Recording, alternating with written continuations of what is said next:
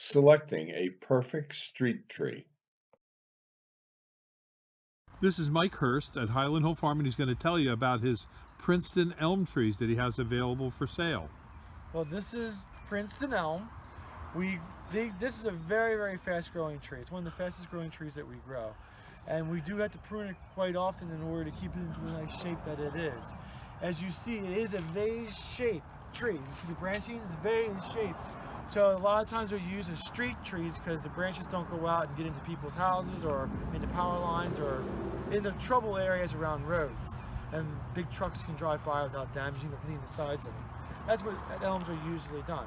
But this is an elm, and this is a type of elm that has a claim to be resistant to the Dutch elm disease.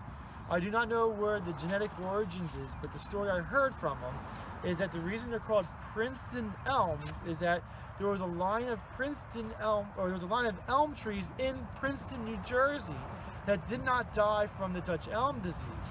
And they never knew where it came from. They don't know where the genetic line was. But when they took cuttings off of these guys, and these guys grew, they were also resistant. They never got it.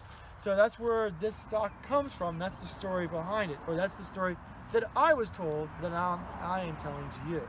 But it is a very fast growing tree, has a nice green leaf to it. It can grow, and when it's in a happy location, it can grow 6-8 feet in a year. Sometimes when we plant them and they're whips and we put them in the ground, they grow so fast that we had to prune them back to keep them down so that we could get a nice head or canopy to the tree. If you're real young, a real sapling, you put it in and you let it grow, it'll just be like a telephone pole growing up. Very fast growing tree.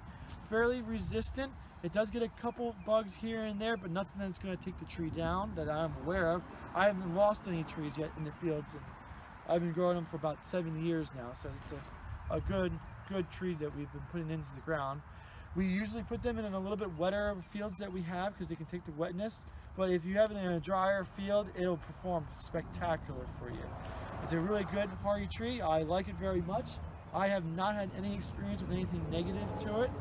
If you're interested in them, I think we have 10, 12 of them here still. We haven't sold yet. If you're interested, give a call to my dad. His number is 215-651-8329. Thank you.